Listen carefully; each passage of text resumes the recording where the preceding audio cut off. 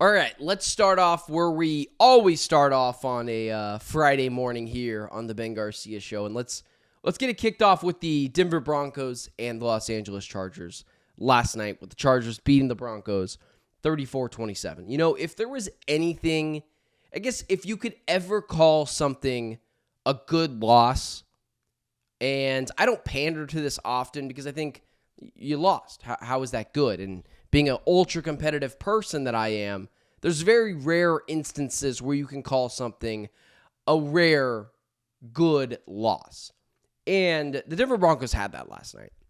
You're going on the road, rookie quarterback, where rookie quarterbacks tend to not play very well on short weeks in their rookie season. There's that issue, right? But I know everyone is giving Bo Nix some trouble because a lot of his passes were right around the line of scrimmage or right in front of the line of scrimmage, and he's a rookie.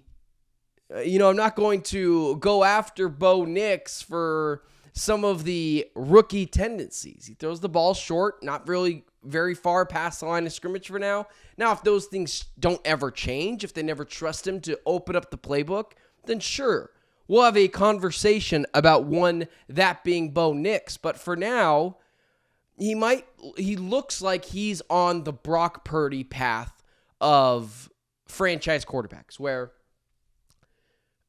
right now, I think it's fair to say, we'll just go right here. I think it's fair to say right now, Bo Nix's trajectory looks very close to the Brock Purdy tier of quarterbacks, the Tua Tagovailoa tiers of quarterbacks, the Dak Prescott tiers of quarterbacks, where you can surround him with a bunch of talent, and with really good coaching, he can be a very productive quarterback. And there's no shame in that. That is a quarterback that can win a lot of games. Dak Prescott's been to the playoffs, Tua Tagovailoa's been to the playoffs, and Brock Purdy has been to the Super Bowl. So you can win with Bo Nix. This is not a slight on Bo Nix. But what I'm saying is, he has probably a little bit weaker of an arm than others. He's got some limitations, but he seems like a very bright kid, coachable, and if you surround him with a decent amount of talent, he could be very, very good. Almost to the elite tier. That's what he can look like with a bunch of surrounding talent.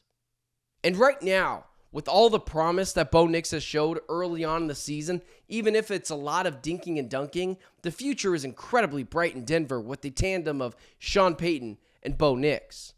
And over the years, if you can take advantage of that rookie contract, you will be 4 to 5 years of consistent winning for the Denver Broncos. That's what the window is for Bo Nix. And then you have an opportunity a little bit down the road to potentially see what kind of shorter, or I guess I should say, what kind of smaller contract would Bo Nix potentially be willing to take. Now, this idea that any quarterback is ever going back to $40 million is insane. But at that point, 5 years from now, when quarterbacks are making nearly $80 million a year, could you get Bo Nix to take 55? And at that point, that's where I think Bo Nix succeeds. In the tier 2 echelon of quarterbacks, that's what I think his ceiling is right now, where he can help make some plays, he can get you into the playoffs, but if you're ever going to win a championship with him, you got to help bolster that roster around him. Not a slight. Not a slight. Brock Purdy went to a Super Bowl, Dak Prescott to a Tua Tagovailoa, both guys that have consistently made the playoffs.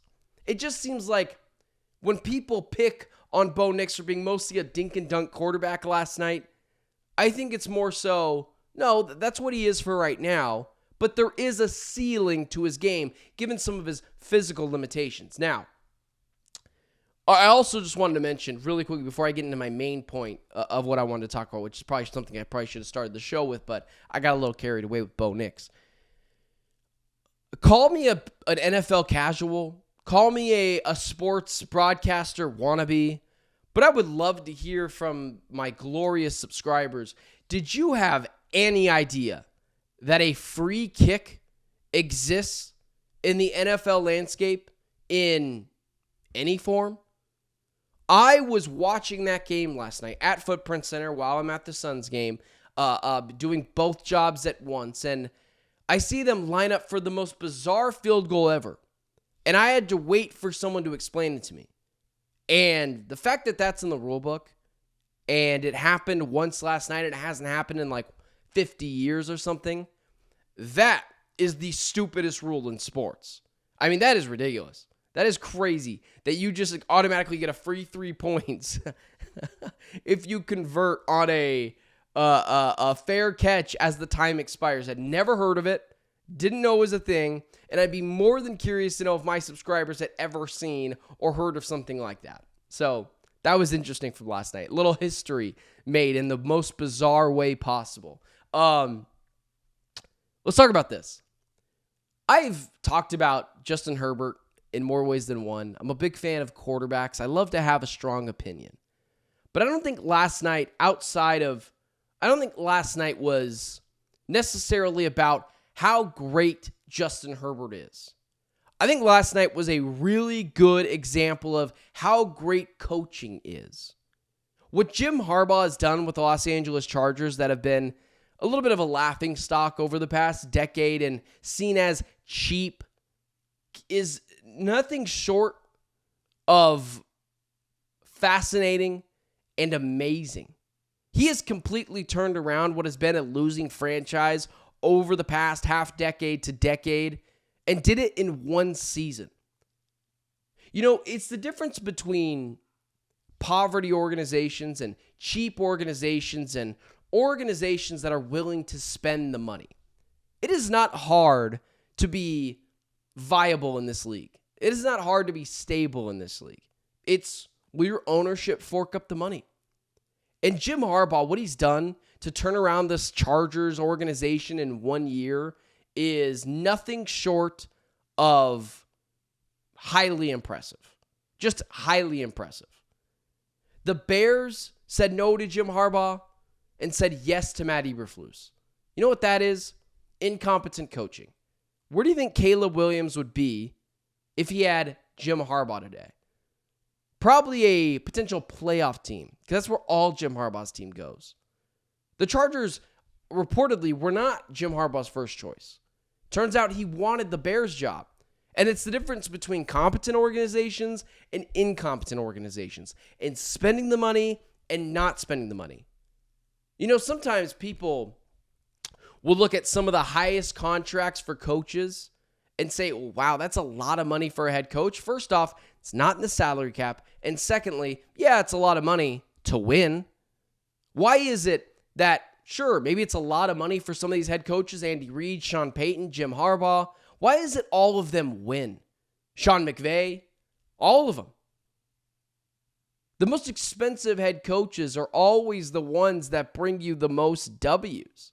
Now, maybe at first you're finding a guy like a Dan Campbell or whoever it is, and you get them cheap in the beginning. But the fact that the Chicago Bears, a team that hung on to Matt Eberflus, and on this show I said, you're going to take Matt Eberflus instead of Vrabel and Harbaugh and all these other head coach, Bill Belichick, all these head coaching candidates out there, and you're going to stick with him? Okay, that just reeks of cheap. Jim Harbaugh has firmly cemented himself in that coach of the year conversation, and he won't win it because it's an expectation for Jim Harbaugh to win. He has won everywhere he's went. Stanford, the Chargers, Michigan, turns around everything. Turns around every organization quickly. Yeah, sometimes he wears people out. That's Jim. Whatever, he's a little quirky. But what he's done to continuously turn around the Chargers in 1 year is nothing short of Coach of the Year candidacy and highly impressive. And it just goes to show you, winning in this league is not difficult. You just have to be committed, both financially and mentally. Are you going to give this team what they need to succeed? Ownership. And that's what the Chargers finally did. Once seen as a cheap organization, shelled out the money for one Jim Harbaugh, and it's going to pay dividends for a decade. And sometimes people will say, oh man, that's a lot of money for a head coach. Well, why do those expensive head coaches always win. I know that's a foreign concept to some of you dysfunctional organizations, but really, it ain't that hard. And we have all this praise for Justin Herbert. Well, man, Herbert, he's a generational talent. $55 million a year. He can do everything except, anything with incompetent head coaching. The NFL is where coaching matters the most, and Herbert is clearly a very good talent, but without coaching, none of it matters. We've seen for years, coaching with mediocre quarterback play, you can get some wins. Or tier 2 quarterback play, you can get some wins. Look at Caleb Williams. Look at Justin Herbert before competent coaching. What happened? It's not hard to win this league. It's not rocket science.